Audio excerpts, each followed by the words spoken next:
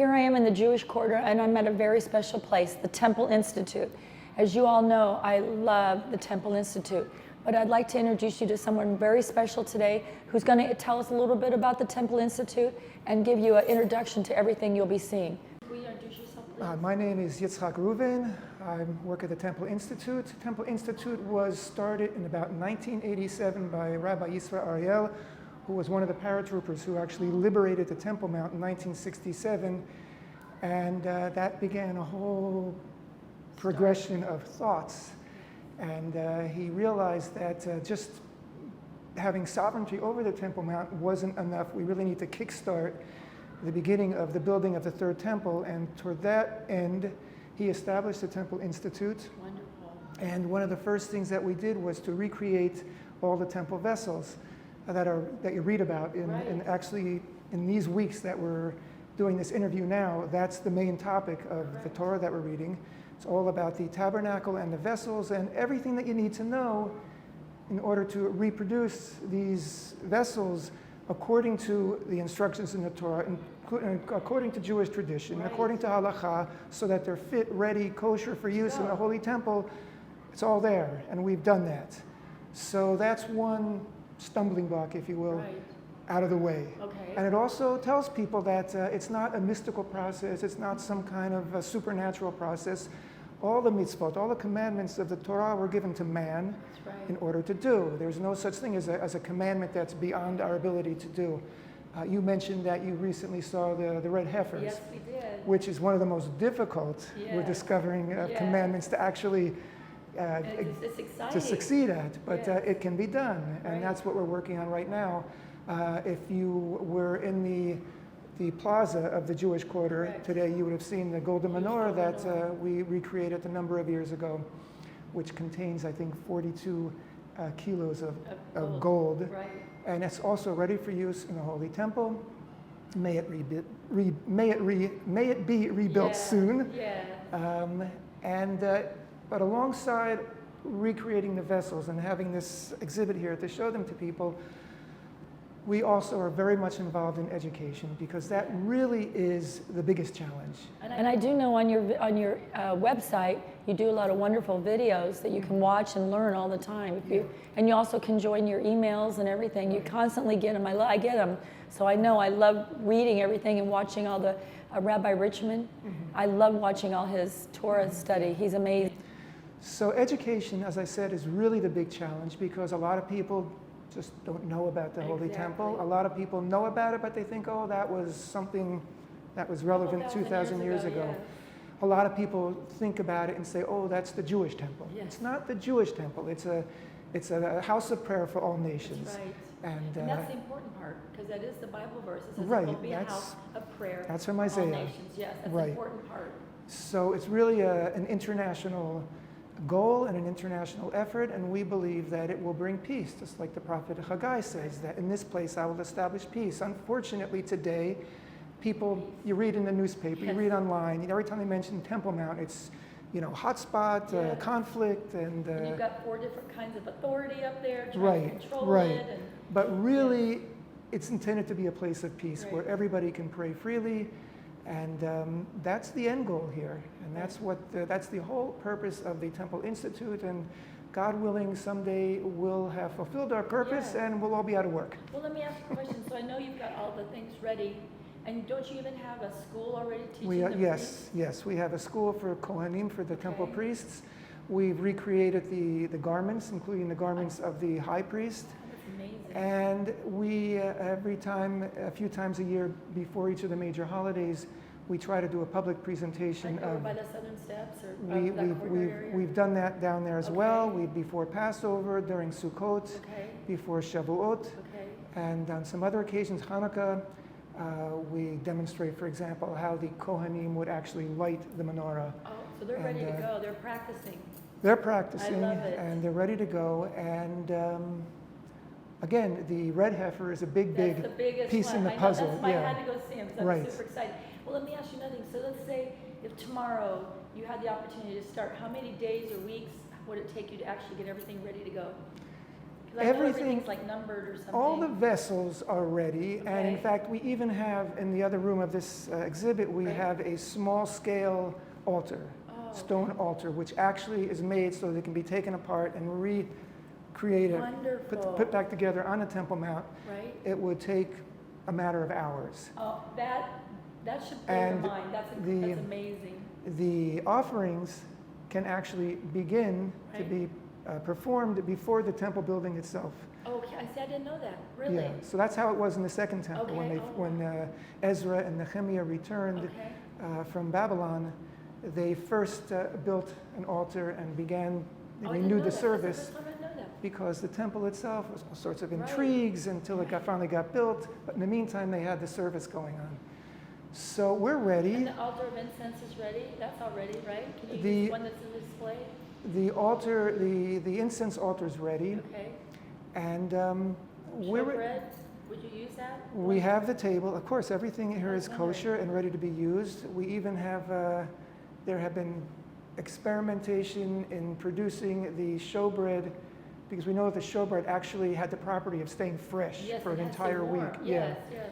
And so the Temple Institute, in cooperation with professors from different Right. universities here, have been involved in figuring out the secret to that. There's a tremendous amount of knowledge to be uncovered, to be Oh. discovered. It's all there. It's, you know, There. it's written down. It's Yes. in the corner of this book, in the corner of that book, but for a few thousand years, we've been in exile, and so these weren't really practical issues. One of those issues Dream about. is I was just thinking when you were saying that, is the snails making the purple Right. dye. When I first came back, when I was here years ago, they had just discovered how to do that. It was like a brand new Right, thing. How long right. ago was that? Like 15? That's about 20 years Yeah, ago. 20 years ago, you had just Yeah. discovered how to do Yeah. that. And that's, what's it called, a ticklet? Or how you say it? Techelet. Yeah, you say it much better than I do. Techelet is the blue and argaman is the purple, which Okay. also comes from the And that same was snail. just like the high priest and royalty, and now they're making those Right, threads, right? right. And that's a miracle in itself, right? It's a miracle, but again, it's all Ready to it's a go. miracle, but it's not supernatural. That's right, that's It's a right. miracle that we're here. That's right. And then you have the instruments ready to go. Come over and show them these. Do you know I have one of your Harari harps? I know them before they burnt down. I'm actually friends with them very much. And I have one that looks like this with the, This one, right. I was working for Harari when we made You it. were. Yeah, I didn't actually make the harp, but Right, the there was an immigrant from Russia who Oh. did all that miniature temple, a beautiful, beautiful Was he like an woodworker. older guy? He was an older guy. Yeah, I know him. Yeah. And he has look Yeah. and his, yeah, I know him. I know him. I've been there a lot. I know him. I do. I know. I've been going. I'll tell you in a little bit, but I know them. Yeah, I love them. Anyway, since you mentioned the instruments, Yes. we've also recently begun a school for Levites, Yes.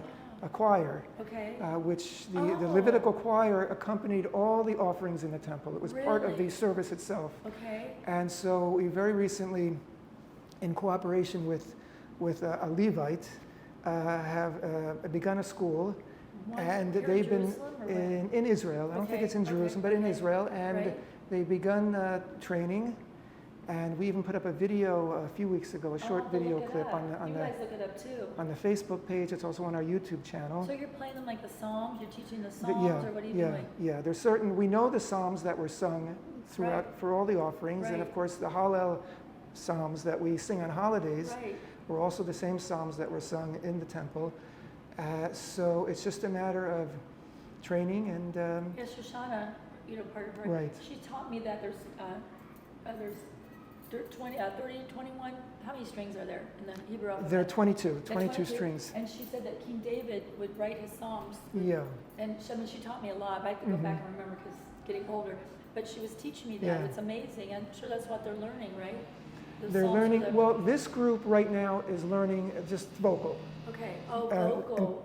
Actually, in the temple, anybody could accompany the Levites on Okay. instruments. Okay. Only the Levites were allowed to perform vocally, Okay. but other people were welcome to bring instruments and Oh, also that is perform with them. interesting. I never knew Yeah. that either. In fact, during Sukkot, in the water libation ceremony, Right. every day as that concluded, a big celebration Oh, really? would take place, and people would come from all around with their instruments and perform. That And would they be even say that that the prophet Jonah Right? was there, and that's where he gained his spirit of prophecy from, I love that. from that experience. I love that. See, that's why you have to come to the Temple Institute, because there's layers and layers and layers of things you can learn. Can we show them the priest garments? Yeah, for sure. Let's go show.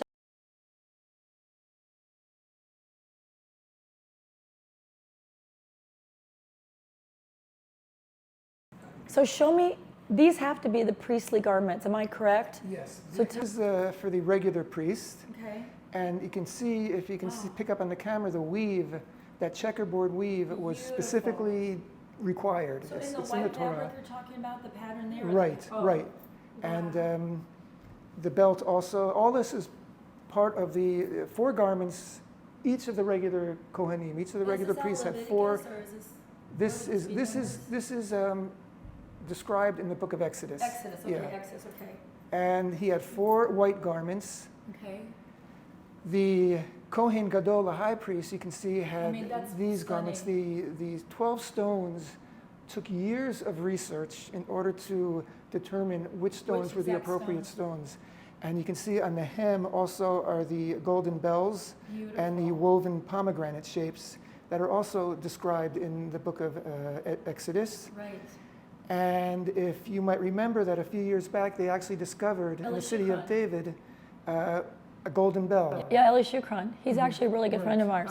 We have him on several videos. Now, I've known him for a very long time. I'm not just saying I know him, but you know I know him. And he's done a lot of videos for him. But he showed me that, the replica, not the real one.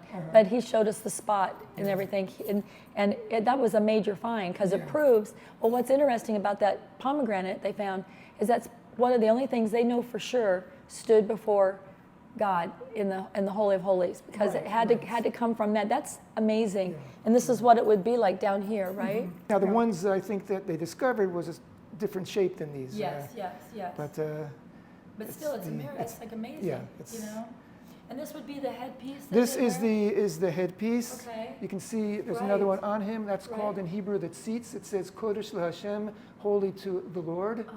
And he was required to wear that all the time as well. Every item, every detail of his garments it's not simply for, I mean, it's described in Exodus as for glory and splendor, Right. but it also relates to the body part that it's closest to, and transgressions that might arise from Right. that. And so the Kohen was sort of like had a magnetic force that he would Right. have Well, the it definitely ability did. So this was like the 12 tribes, correct? And then on the shoulders were the There were other Urim. stones How do you also say it? with Urim? The onyx stones. No, what were they called? Urim or something like that? Oh, the Urim and Tumim Yes. were actually, no, they weren't on the shoulder. They were, there's a Inside? pocket inside Okay. the breastplate where the 12 Okay. stones are.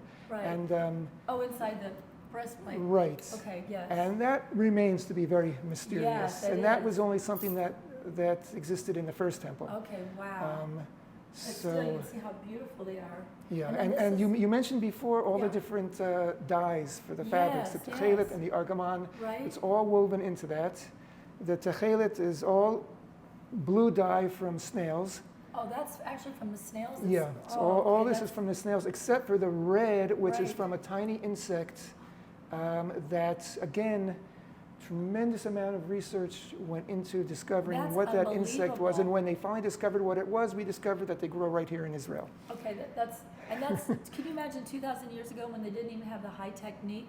Right. They did this? I Yeah. mean, that's God. Well, even to this day, the dyeing process with these things is very low tech. Oh, is it? Yeah, and you can imagine it takes a lot of snails Takes a lot of insects. to produce this. That is, and then you have the altar here, Right. correct? Right. So And as I then- does it mentioned have before, to be a certain kind of wood, or can it be on like on the olive wood? altar, they would pick. They do mention what kind of wood. I think some of it is fig tree, Okay, and it all had to be in high quality. yes, yes. It couldn't be wormy. Yes, that's what, that's, Right. yes. And then, so this is ready to go. This is ready to go now. If it were at this moment a usable altar, it Right. would have a plaster on the Right, outside. that, like this right here. Right, Right. right, And then you have all the implements here. right. And then what is this one for exactly?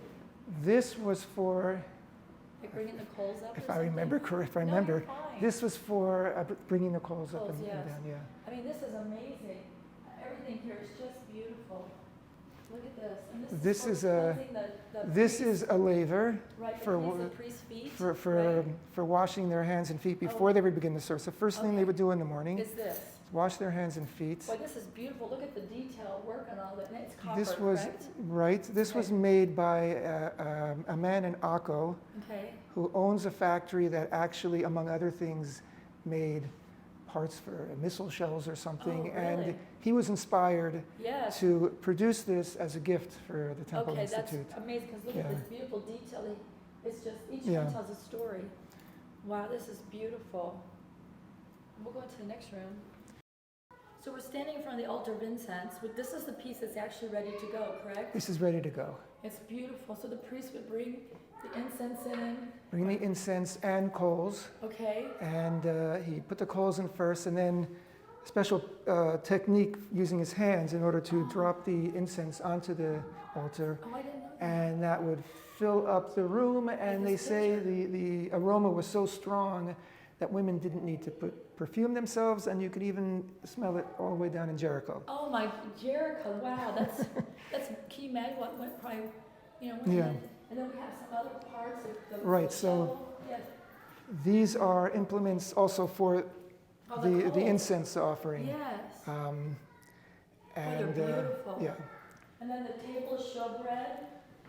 And this is where the show. So people think it's round pieces, but they're not. They look like this, and they would Right. be here and they would stay warm for all week, correct? for all week they would be brought in by priests on Shabbat, Right on Shabbat. and the old ones would be taken off at the same time, and then the priest would eat them, and they were fresh and warm, just like they came out of the oven. That's a miracle. And then we have an example of the menorah that's actually in the courtyard. Right, And the oil and and these are the implements for cleaning the lamps they and the have- wicks. Oh, they have special cleaning things. Right, you can Oh, see I in the see. in the painting here Yeah. how they did it, Oh, that's really and interesting.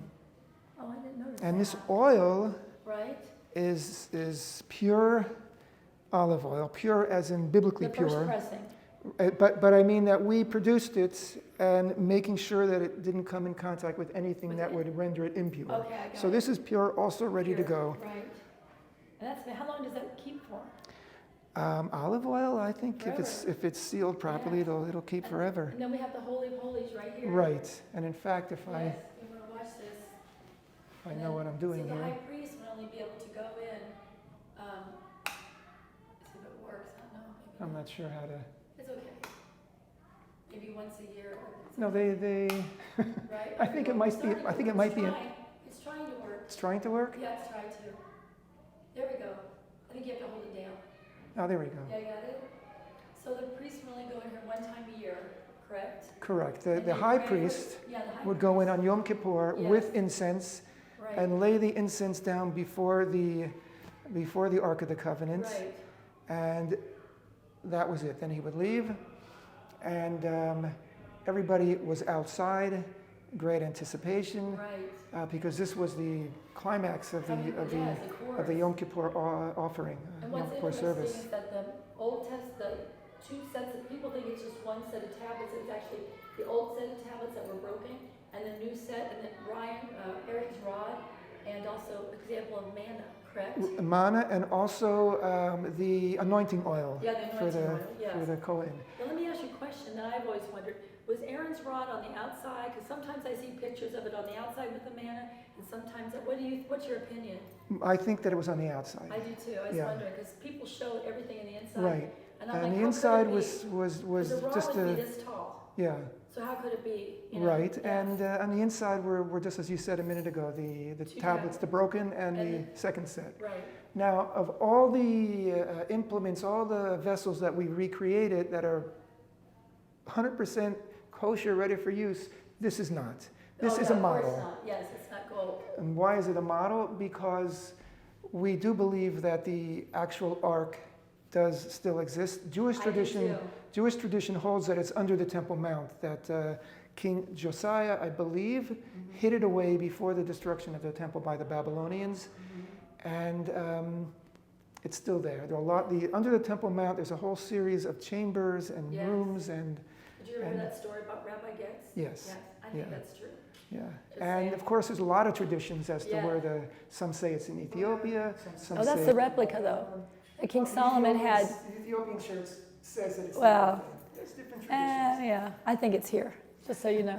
Well, thank you so much. You've been a really sweet man to introduce us. And I hope you all come to the Temple Institute, but follow them on their website for all their educational and also on you have a Facebook and an Instagram. Follow them everywhere. You'll learn so much. Thank you for being a part of today.